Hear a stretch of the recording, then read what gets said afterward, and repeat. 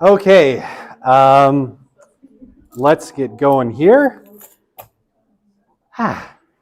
Okay, I'm trying to think if there's any relevant announcements to make. I don't think so. Any questions before I jump into content? Okay, if not, I mean, you can always come talk to me. I know major labs are due here tomorrow? Tomorrow? Yes, tomorrow. And I've been kind of answering questions by email. I've also somewhat been avoiding my email because anytime I go in there, it takes me an hour to get out. And today I answered critical emails only, and all emails that could wait, I did not answer. So if you sent me an email about your lab, please send it again, because I might have just ignored it. Okay, so let's get into this. We will kind of jump in and see where we get. Okay, sorry, I think I'm coming down with a cold. I'm regretting having come in today. I was like, am I getting sick this morning? I'm like, nah, I'm fine. I never get sick. I'm definitely getting sick, so stay away from me. Okay, so last time we were talking about qualitative research, right? We looked at the criteria of trustworthiness, and we got just a couple of really minor points to make, and then we're going to jump into talking about ethnography. All right, so the whole goal of qualitative research, right, is seeing through the eyes of people being studied, right? And this involves, some degree of empathy, right? Trying to, see through their eyes, not sympathy in the sense of feeling their emotions, but at least sort of understanding where their perceptions and emotions are coming from. So that is kind of what you want to do, right? You want to get people's own perspectives about their own lives and describe that in really rich ways. And some of this, sometimes involves probing beneath the surface of social behavior, asking people really deep questions about why they do things, making them consider the roots of their own actions, or observing it and trying to tease out why people act in certain ways. The goal is that you write this out, with in-depth descriptions and an emphasis on context, right? You're trying to put people's social worlds in context. Sometimes behavior, things that seem really odd or irrational might make sense in the context that they're described. So if you're talking about, specific subgroups or subcultures, they might have behaviors that on the surface for the mainstream aren't that understandable. But once you kind of dig into it, you start to understand where people are coming from. Delayed, bless you on that sneeze. Sorry. All right, and naturalism is the approach that we want to take, right? We want to leave that natural social environment as undisturbed as possible because you want to get as much of a sense of what's really going on, separated from you as the observer, right? So you want to be as unobtrusive as possible in making your observations so that you're getting a real sense of the social world. Okay, so the other thing that we find, is critical to qualitative research is the emphasis on process, right? And this is something that maybe quantitative struggles with a little bit, right? Because quantitative is generally pretty good at snapshots, right? What's happening now? But showing process can be more difficult, right? So a lot of times, qualitative research, you want to show how events and patterns unfold over time. And this is especially true, say, if you're doing something like an ethnography. You can spend a long time in the field, right? Or visit the field many times, either through a research project or through multiple research projects. And it's not altogether unusual for a qualitative researcher to make one kind of sub-area sort of their career's work and go back and sort of revisit the same people and the same groups over and over again over many years, right? So yeah, you can have a long time spent in the field, many visits in the field to kind of the same or similar places, just to show how things are changing over time, right? How events, how patterns of behavior, how communities transform and change over time, right? How individuals change over time, all of these sorts of things. And yeah, you can do this with semi-structured and unstructured interviewing as well. And this can be kind of really useful. Another delayed, bless you. Sorry, my brain, that's how slowly my brain is processing today. It's like, there was a sneeze. What should I do? 10, 9.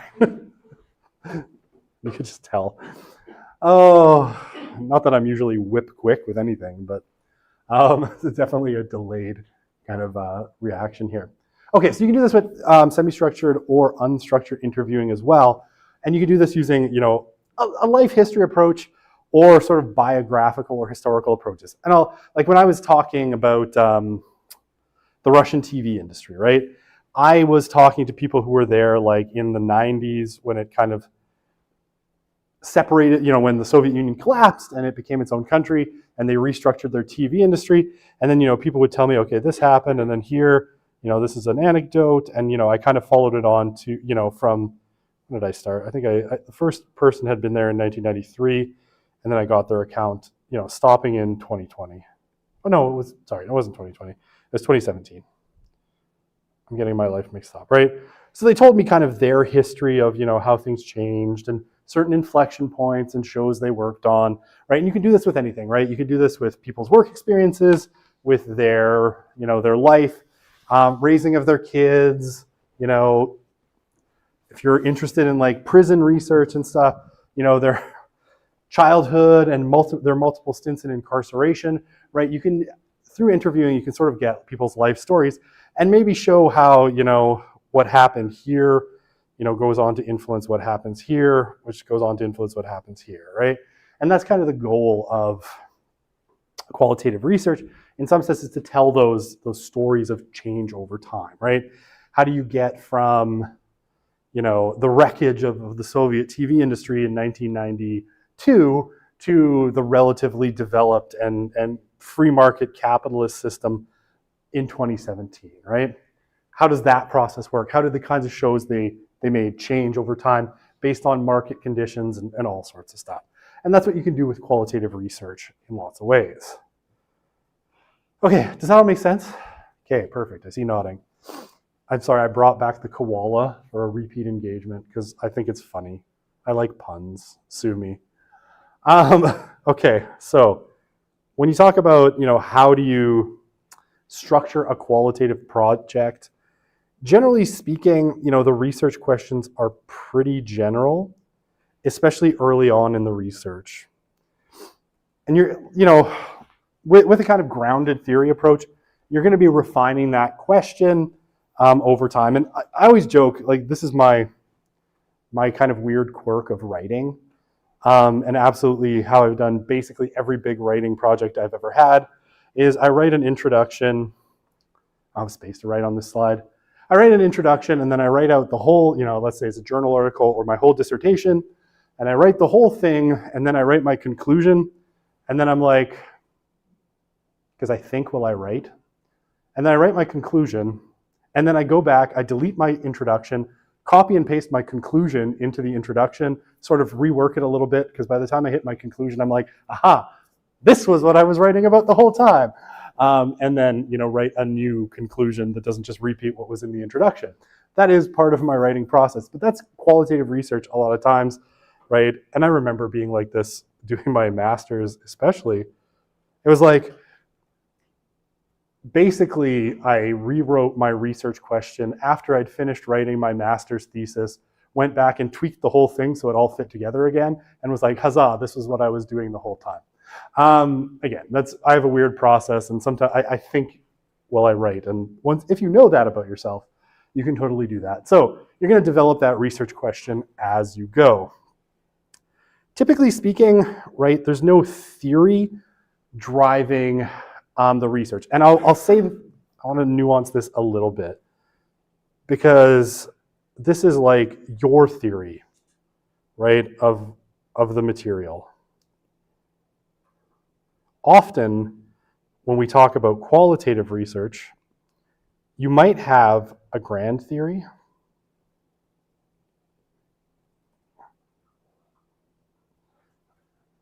or a middle range theory that you're sort of using as a starting point, right? So to foreshadow the terrible things that are going to happen in SOC 444 in less than an hour, you might, sorry, Marina's in that class, so I'm slightly teasing her, right? I'm going to be looking at the James Bond films using the lens of Laura Mulvey's idea of the male gaze, right? Like you could kind of use something like that as a framing device in qualitative research, and then kind of, but I mean, I will say it's more of a framing device or a general structure rather than what your outcome is going to be, right? But you're not starting with your theory, right? That you already know what you're going to find. You're going to develop that theory as you go, though you might be grounded in, like, I don't know. I mean, it's a sociology department, so probably Marxism, right? Probably some kind of Marxism or Marxist spinoff. Foucault's notion of biopolitics as a theory of torturing students by making them read it. Y'all know what I'm talking about. So, right, you might frame something like that, but your theory is going to come out of, kind of combining that grand theory or middle range theory with the data that you're collecting. I hope that made sense. I'm now going to discard my ugly scribbles. Okay. The topics explored in the research might change as the study progresses. And this is usually, right, you actually start talking to people and interacting with people, or interacting, say, with content, and you decide, yeah, I don't want to do that, or you find something more interesting. Like when I went into my master's at the University of Calgary, I was like, I'm going to do an analysis of Russian news media, and how the state uses power. And what I quickly discovered was that that topic was extremely boring, because it was like the state censors stuff. There was nothing else to say. It was just really boring. But then I started looking at Russian sitcoms, and Russian sitcoms were super interesting. So I spent the next 6 years of my life writing a lot about Russian sitcoms, which actually, as things go, is pretty great. I'm not gonna lie, that was a pretty great 6 years. It's like, I'm gonna spend time watching Russian sitcoms. And many of them were so bad, it made me want to die. But some of them were so good, they're still some of my favorite shows, right? But, you're gonna change your topic because you're gonna discover things. Someone's gonna tell you something, right? You're gonna be talking about, I don't know, I was gonna try to use Foucault's biopolitics again and then realized there's no way I can work this into an example on the fly. But you're going to be doing workplace research. You're interested in women's kind of perceptions of working in the engineering industry, and one of them is going to tell you something really weird or really interesting about, I don't know, something, and you're going to go off in that direction because you're going to find that so interesting, or you're going to think you're going to start doing research on furries. But you're gonna, realize that maybe that is not viable. The first or second person you interview is gonna tell you something about the subculture, and you're gonna deep dive into, the art of making the full body furry suits and the people who put them together, and that's gonna be your dissertation, or something like that, right? So, I mean, I think what's kind of fun with qualitative research is that it's flexible. Sorry, loud noises scare me today. It's flexible, and you can go in different directions, right? You're not necessarily bound to that one sort of topic that you thought was interesting at the beginning, and you can kind of follow the rabbit holes down. As people tell you interesting things, you can follow those rabbit holes and make interesting kind of projects. All right, so main goals of qualitative research, so you can tell we're at the end because we're in the summary. Seeing through other people's eyes. Process. Having a flexible and unstructured method of inquiry. I don't know, I'm giving you lots of pro tips.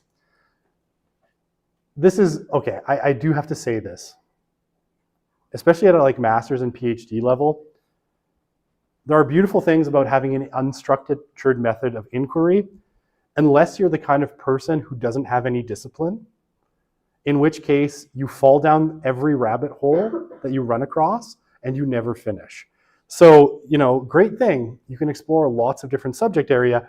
Bad thing, you will never run out of things that are interesting to study, but you will run out of funding and time and the patience of your supervisor. Unless they completely ignore you, which also happens. And they're like, oh, you're still alive? Carry on, like keep doing research, I guess. You laugh, but I've actually known people for whom that was their life.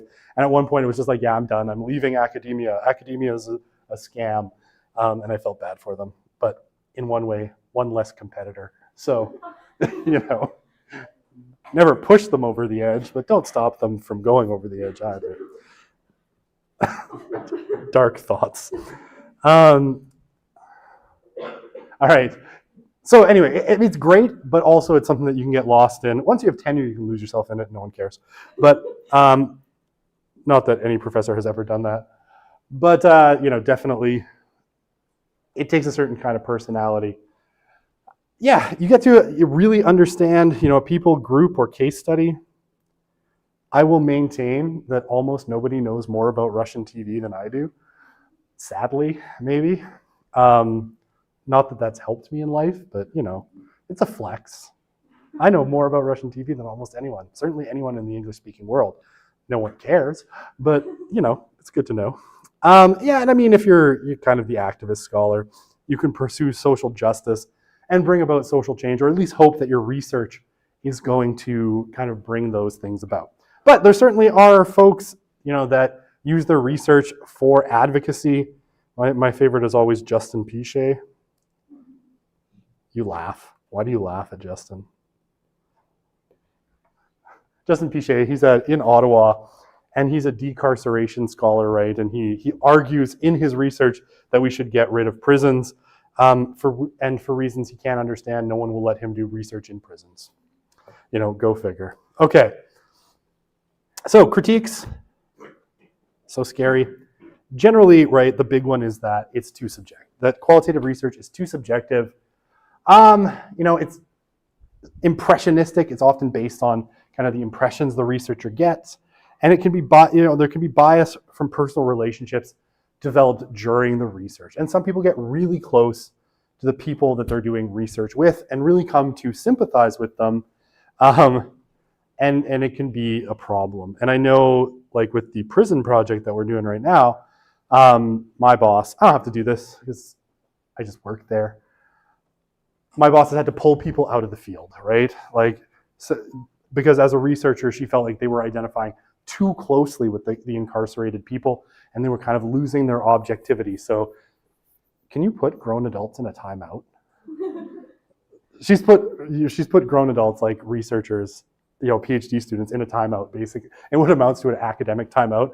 It's like, you're too close to this. You need to calm down and go sit in a corner. I mean, they have cubicles, so kind of. Anyway, but yeah, sometimes, people need a little bit of a timeout because they come to identify way too closely, and that can skew the way that you frame research, even ask questions and all sorts of things. It may become unclear as to how a particular theme or topic became the focus of research. I don't think that's a big problem. Like, that's a critique, but I don't actually think that's a big problem as long as the research is justifiable and interesting. But maybe I'm saying that because I ended up spending 6 years of my life looking at Russian sitcoms, so who knows. Okay, difficult to replicate. So qualitative research is hugely difficult to replicate because it's unlikely that you're ever going to be able to reproduce the exact circumstances that people were in, find the same people. They're going to have changed by the time you talk to them, if you talk to them 5 years later. They're really difficult to replicate. I mean, there's no money in replication studies, sadly. To the point where a lot of qualitative research, people don't even try. And this has led to some, I know I've told you about these before, but some absolutely spectacular hoaxes that people have had published in academic journals. Peter Boghossian and James Lindsay did the most recent one, but there's another one called the SoCal hoax that's very famous, where basically you write gibberish that appeals to the kind of leading minds in the field, and then nobody ever bothers to check your work because it's entirely qualitative, right? And so it's how would you even reproduce some of these things? So this can be a problem. You being anywhere, if you're doing ethnography or even interviews, there is a sort of reactive effect, right? People might say certain things to please you. They might want to give you something good for your research. They might want to like shock you, or they tell more explicit stories, say about prison, because you have people like me going in and interviewing them, and they're like, yeah, you're too clean cut. You don't have any visible tattoos. So I'm going to shock you out of your middle class kind of complacency, and that can kind of skew the stories you get. I think most of our prison researchers are like female grad students, most of whom are pretty clean cut. And so, sometimes we get either the flirting or the shock value kind of stories, which can skew things a little bit.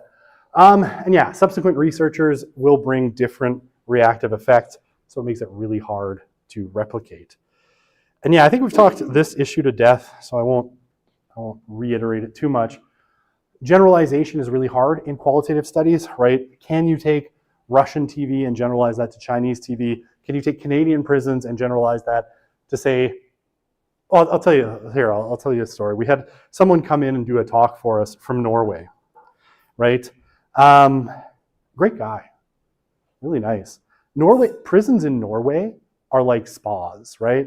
Like the prisons in Norway, like I almost want to go there. That's how nice they are. And so he's making all of these statements about his findings, and everybody else is looking at him like, so we had Canadian and American scholars there, and everybody's looking at him like, yeah, that's really cool. Completely useless and makes no sense in the context of Canadian or American prisons, right? So anyway, generalizability, right? Can you take things out of any context? I swear, I've been in hotels that looked worse than a Norwegian prison. Like not even a little bit worse, like a lot worse. Generalizability, really, really challenging. And yeah, in-depth descriptions and understandings of meaning might be what the researcher was aiming for. I actually don't know why I put that point there, and my brain is not working. Okay. Sorry. I see what my points are. Generalization might not be the goal of the research, right? So the issue of generalizability is definitely a problem, but sometimes you don't want to actually generalize. You're actually just interested in sort of a detailed account, and so that in-depth description is what you were aiming for, not so that someone could take your research and use it in another context, but just to describe the context that you have. Okay, and then lack of transparency. I think that's my last. Oh, I have more. Okay, well, we're going to skip that last one because we know all this stuff. Lack of transparency.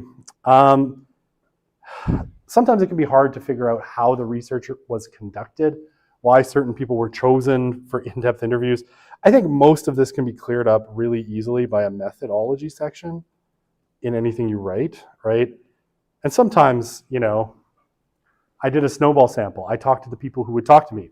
That's perfectly reasonable. But yeah, sometimes it can be, sometimes people will obfuscate stuff, especially if maybe, your study wasn't quite the scale you were hoping for. You might be like, I did 5 interviews of people, and you might obfuscate why those people were chosen, that you weren't able to access lots of sites. Unclear how researchers arrived at specific findings. Again, sometimes this is like a writing thing. I think if you're a good communicator, you can get around that, right? If you write well, people will understand what your thought process was and how you gathered and put together the evidence. That can be pretty clear. And yeah, it can be diminished by keeping detailed records. Things like field notes. We'll talk about them. They're important. What do they call them? Analytic memos. Again, I'm getting ahead of myself. And just good writing, right? If you can explain your thought process, all of this can be mitigated at some stage. Okay, we know this. I won't belabor it. Okay, I must discard all my doodles. And I will move to ethnography, where I spent 5 minutes clearing off my doodles from last semester. Okay, so sorry, any questions before I move on? No, you're like, please, God, something more specific. And so it will be.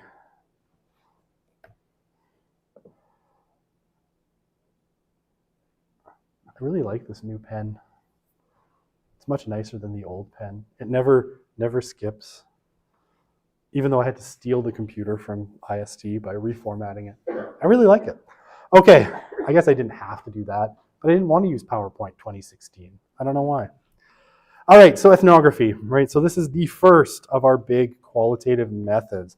So we are going to talk about it, right? And what does it mean? A portrait of a people, right? That's actually what ethnography means. And it's, a written description of a particular culture, customs, beliefs, group, or whatever, based on information collected through fieldwork. All right, so what is ethnography? I love this picture. You can't tell if this is ethnography or hanging out. I think if you're there, you're in a good place. But ethnography, is a study of people and their culture in naturally occurring settings, right? So this is the researcher basically going out, in some way interacting with people in their own kind of social environment, right? So behavior, generally speaking, is observed in an unstructured way by carrying out in-depth discussions and interviews with people studied, right?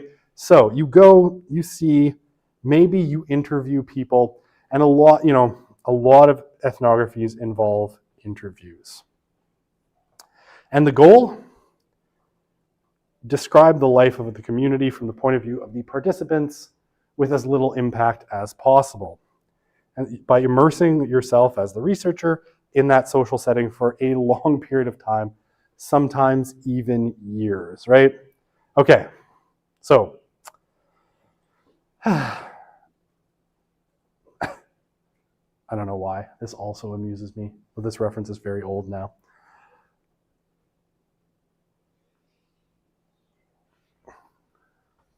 You can hear the song as you read it, right? Okay, so participant observation is an observational part of ethnography, right? So generally speaking, we talk about an ethnography. It will have multiple parts. Usually one of those parts is interviews, right? So participant observation is the observational part of the ethnography. Okay, now, the confusing thing is that these terms are often used essentially synonymously, right? That people will talk about doing an ethnography, and they're talking about the participant observation, and they're not making a particular distinction between those two things. That was a cough, not a sneeze, so no bless you for you. Sorry.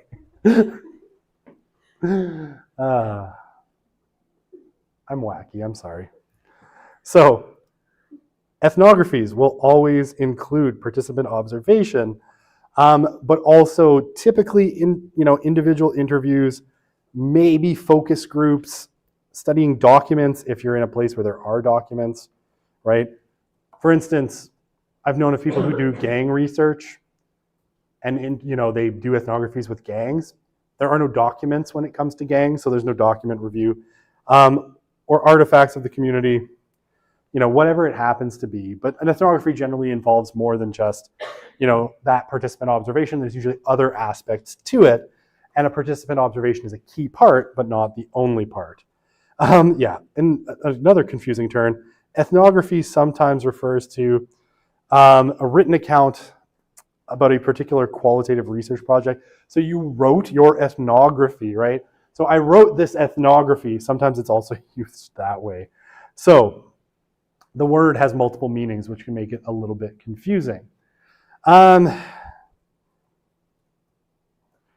Ethnography as a kind of method has its roots in anthropology, right? Where people like Margaret Mead would go hang out with the Polynesian indigenous people and talk about their sexual practices.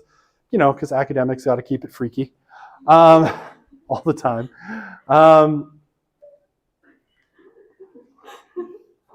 Don't make me laugh at my own joke, please. That's not fair. So it has its roots in anthropology. I believe like 5 people still do anthropology, right? So I'm just kidding. Only 5 people take anthropology classes. That's what I meant.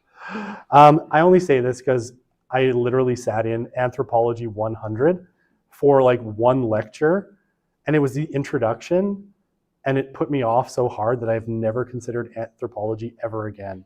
It was like,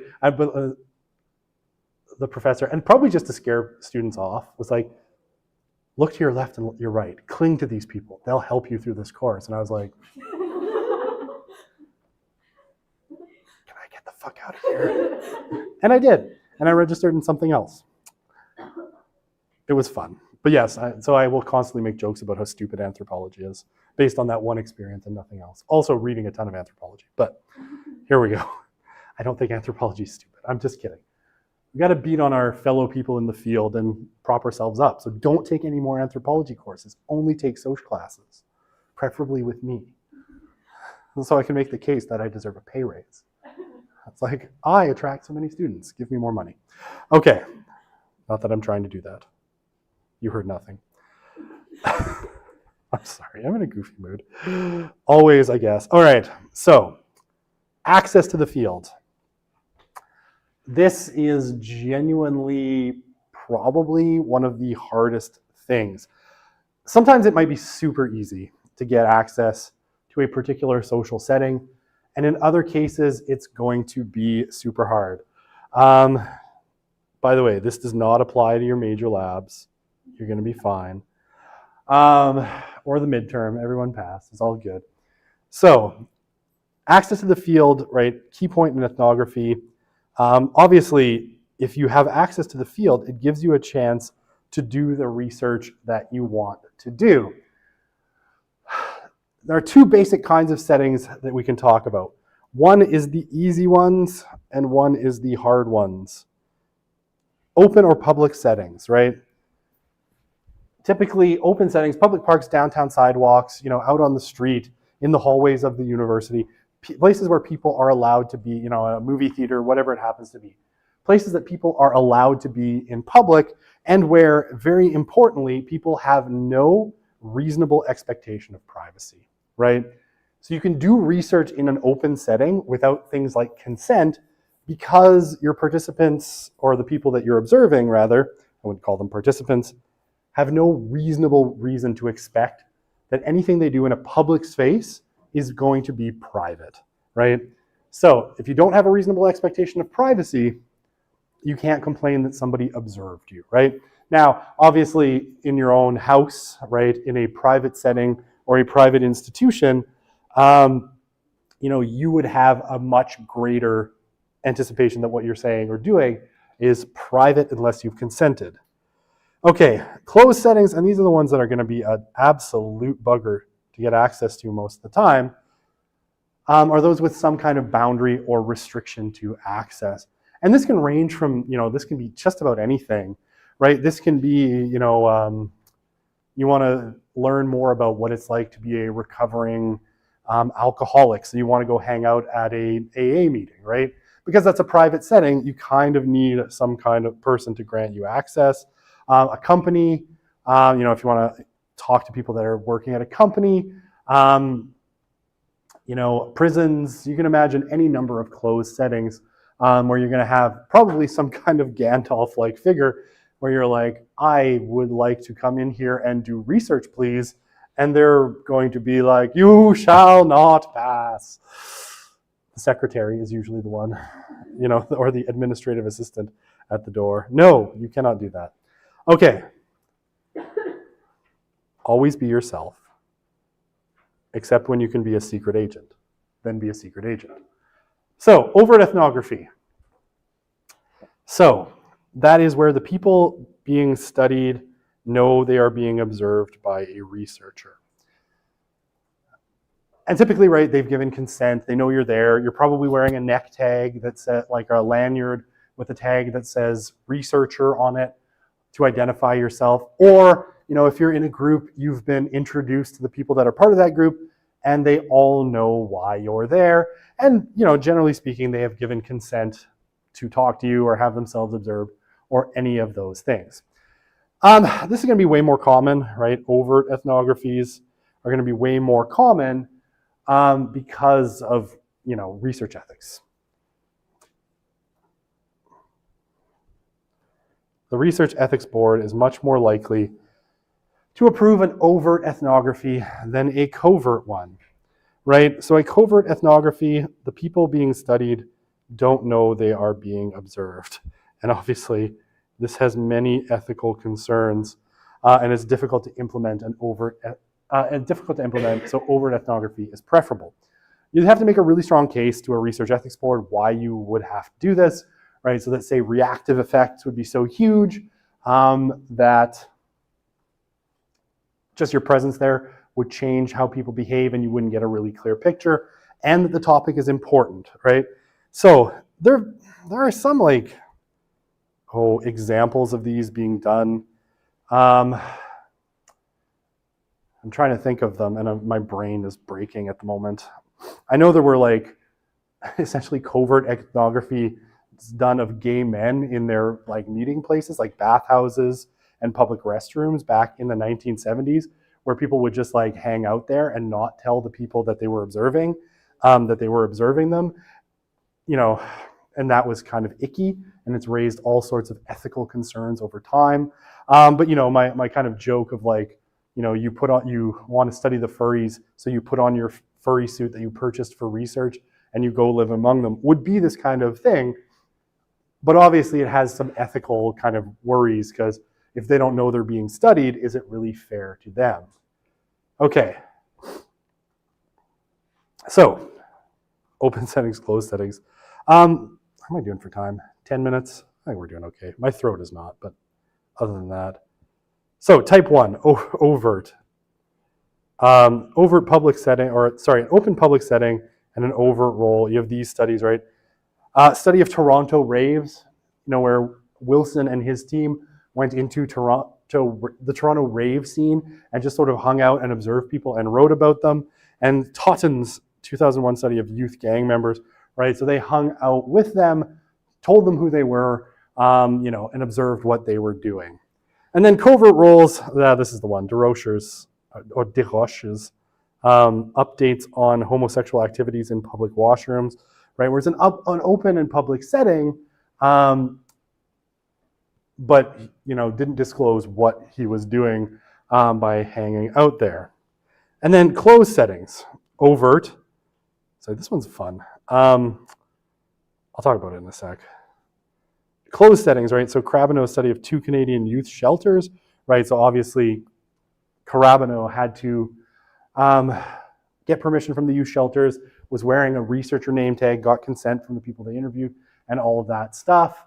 And Restoul and all's research study on Indigenous students, yes, sorry, I thought I misread that, was the same thing, right? Everybody knew why they were there, even though they had to be let in, it was very open. And then you have, Lauder's discussion of covert research on the Heritage Front. So Heritage Front is like a neo-Nazi group, right? Or like a right-wing militia group.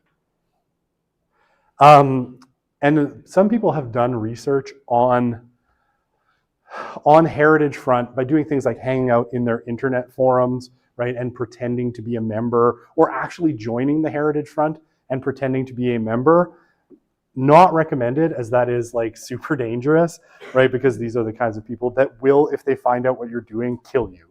They have guns, and lots of them, and I don't think any compunction on dumping you in a ditch somewhere in Alabama. But there's been covert research done where people did things like hang out in their 4chan chat rooms and kind of get a bunch of information without disclosing who they were, or actually pose as members of Heritage Front to get a more kind of understanding of how this group worked. You had to do it covertly, right? And why this ever passed REB, I think that REB did not care about that researcher's safety at all. But it was you're never going to get, you're never going to get this type, your type 2 with Heritage Front, right? Or any other neo-Nazi or fascist group, right? They would never, right-wing militia, terrorist group, whatever it happens to be. You would never get access. So the only way to learn about them is taking on a covert role. But again, you might die. So if you get caught, and even later, right, like they might come after you just for finding out that you wrote something. So this is a very testy ground. I assume that people in Heritage Front can read. Not 100% convinced of that, but if they did, they could come after you. Anyway, I like this cat. So there's lots of different ways to gain access. Using friends or contacts, friends, contacts, or colleagues is the most typical one. If you can get access to a gatekeeper, someone who knows key participants and controls access to the setting or knows who can get you in, right? This can be really useful. And I remember, I'll tell you kind of the story of Sandra's research project. There was someone high up in the Ministry of Justice that was really interested in prison reform, and they really were interested in getting researchers into kind of the prison setting. So they actually reached out to Sandra and said, hey, would you like to do research in prison? And she was not at the time a prison researcher, so she was like, I will get back to you. And basically they, signed an agreement with her, gave her research access, and then resigned. So suddenly she had a signed research agreement with the Ministry of Justice in Alberta, but the person who followed it up, who followed in the role was like, what is this? Why did anyone sign this? But, she schmoozed them because she's absolutely brilliant at that and got access to a whole bunch of prisons. But that was, a gatekeeper actually actively seeking out someone to do research. Often you have to reach out to them and sort of get lucky that someone want to let you in.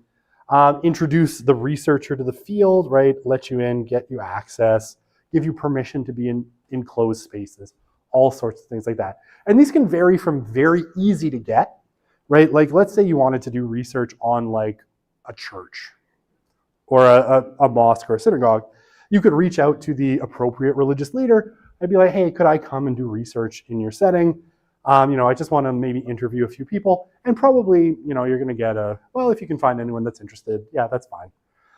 To the incredibly difficult, like prisons, the military, and all sorts of things. Oh, I should tell you about this other covert one that was really stupid and crazy, but super fun.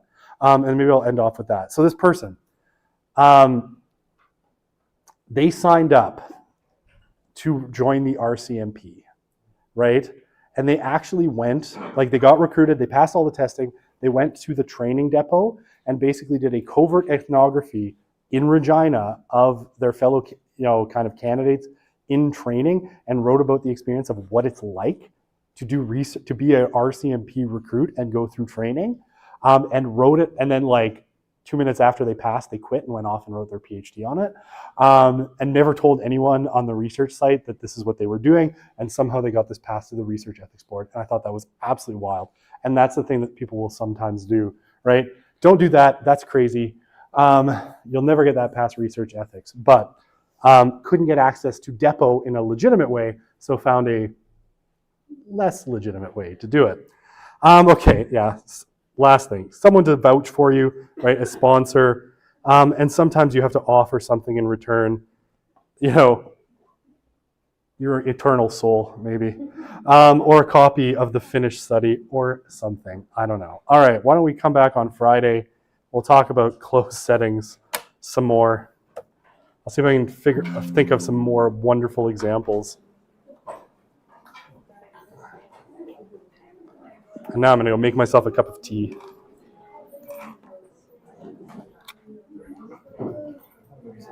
Hi.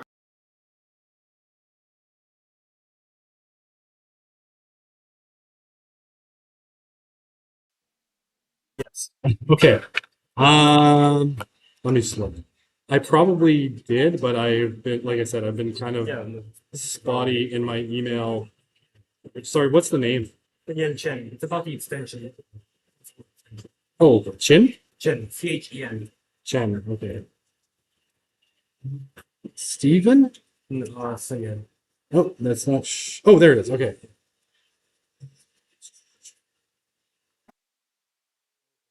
What? I have no problem with it.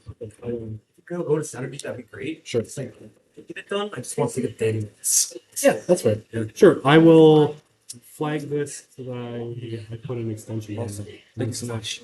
So, I heard you were sick. Do you want a cough drop? I would love a coffee. Yeah, here. Thank you. I'm also sick as well, so. I appreciate it. I thought I was fine this morning. I was like, I'm doing okay. That's what I thought too on Sunday. I've been sick ever since. Yeah. It's like, it just hits you. And then I was like, I'm sure. So I'm like, Yeah. It is good. Thank you so much. yeah, no problem. Hello. I just had a good question about the analysis part of it. I know it's not really specified in the very clear. However, I feel like I need to factor in some sort of analysis because their answers kind of make them in just for that. It makes sense based on